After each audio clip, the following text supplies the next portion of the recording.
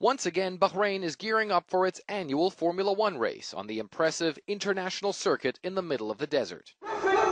But not everyone supports the F1 coming to town. In this village outside the capital Manama, protesters are calling for the event to be cancelled, saying the rulers of the tiny kingdom are guilty of human rights abuses.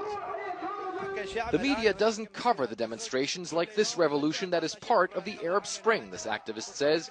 This is why we tell them, come over to the Formula One race and come see the women and the men marching in the streets demanding democracy for 2 years now, while the Prime Minister keeps insisting that he doesn't know if there is any demonstration in the country. There are demonstrations indeed, every day, every village demanding democracy and human rights.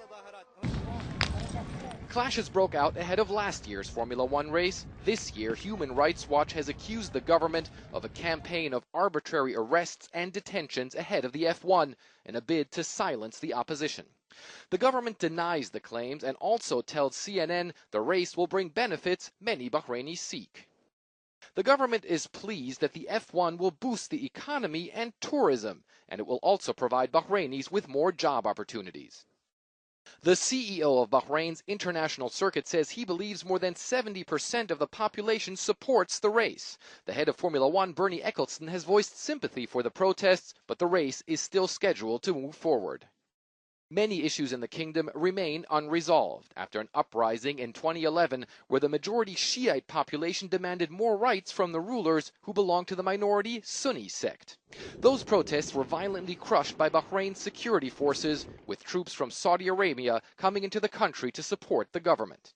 In the aftermath of the protests, the government promised reforms, including a special unit set up to investigate claims of rights abuses.